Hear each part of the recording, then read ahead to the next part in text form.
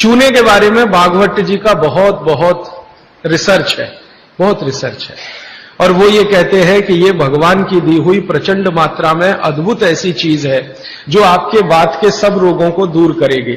माने घुटने दुखते हैं, कमर दुखती है, कंधा दुखता है, चूना खाइए। फिर वो कहते हैं कि इतना ही नहीं, शरीर में कैल्शियम जो है ना, कैल्शियम ये एक घटक है, माइक्रो न्यूट्रिएंट इसको कह सकते हैं अंग्रेजी में, सूक्ष्म पोषक तत्व है।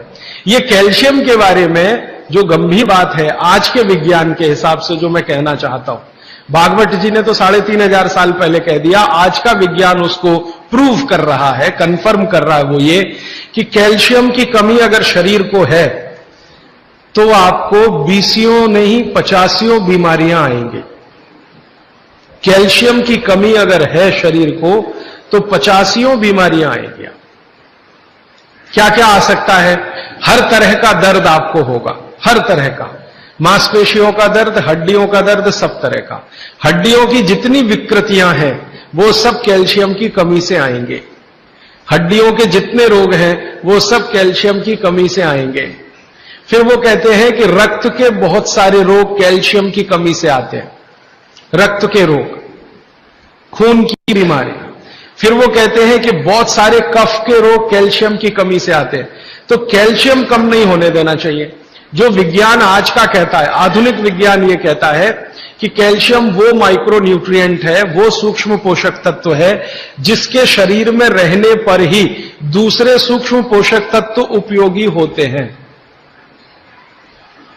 ये 12-15 साल का रिसर्च है, एक वाक्य में मैंने खत्म कर दिया।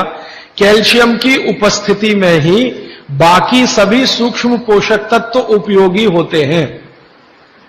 इसका मतलब यह है कि अगर आपको शरीर में विटामिन सी का असर देखना है तो कैल्शियम चाहिए, विटामिन ए का असर देखना है तो कैल्शियम चाहिए, विटामिन बी का असर देखना है तो कैल्शियम चाहिए, अगर विटामिन डी का असर देखना है तो भी कैल्शियम चाहिए, विटामिन के का असर देखना है तो भी कैल्शियम चाहिए, प्रोटीन अच्छे से आपके शरीर को काम में आए तो कैल्शियम चाहिए, कार्बोहाइड्रेट्स ठीक से आपके शरीर को मदद करे तो कैल्शियम चाहिए, फैट्स आपके शरीर में डिसॉल्व होते रहें और जहां जरूरत है वहां लुब्रिकेशन में मदद करते रहे तो कैल्शियम चाहिए। माने समझ लीजिए कि कैल्शियम अगर नहीं है तो शरीर में सब कुछ बीमारियां आने ही वाली है। इसलिए कैल्शियम की उपलब्धता शरीर को होनी ही चाहिए।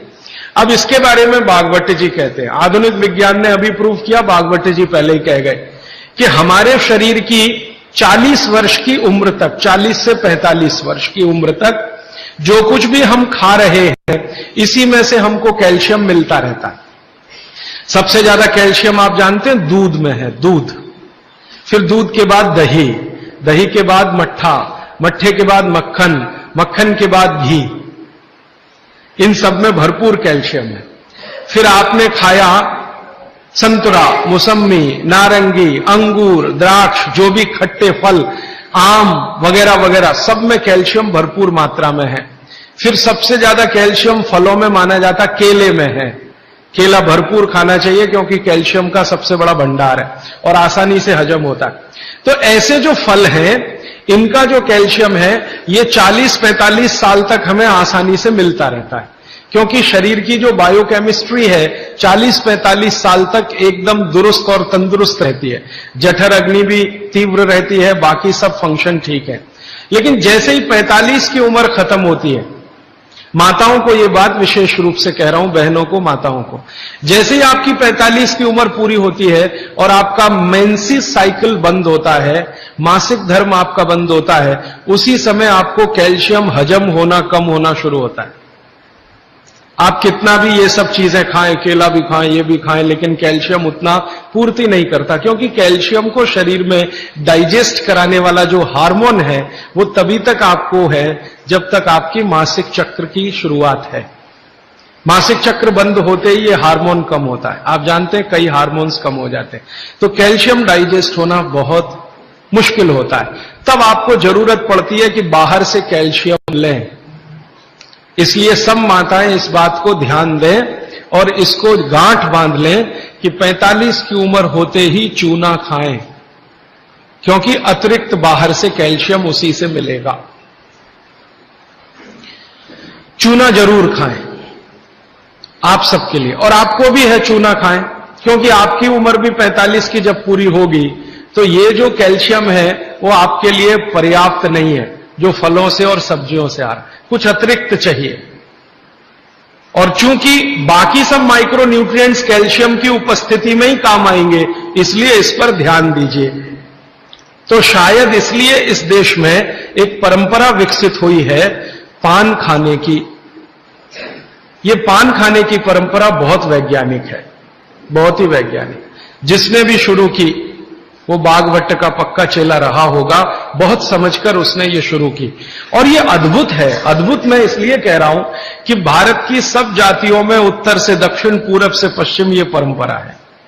कहीं भी चले जाओ, आप सिक्किम में चले जाओ, अरुणाचल में चले जाओ, वो भी पान खाते हैं। और आप धुर दक्षिण में आ जाओ तो यहां भी है, उत्तर में चले जाओ, कहीं भी चले जाओ। तो ये पान खाना भारतीय सभ्यता का एक बहुत महत्वपूर्ण अंग है जो स्वास्थ्य से जुड़ा हुआ है। बस ध्यान इतना ही रखिए कि पान जो है चूने का ही खाना है, पान जो है चूने का ही खाना है। पान कभी भी कत्थे वाला ना खाएं, क्योंकि कत्था आपके लिए उतना उपयोगी नहीं है। कत्था स्वाद के लिए आप उपयोग करते हैं, चूना औषधि के लिए उपयोग करते हैं। ये बात मैं एक बार पहले भी कह चुका हूं, आज फिर से इसलिए कह रहा हूं कि कुछ नए चेहरे मैं देख रहा हूं।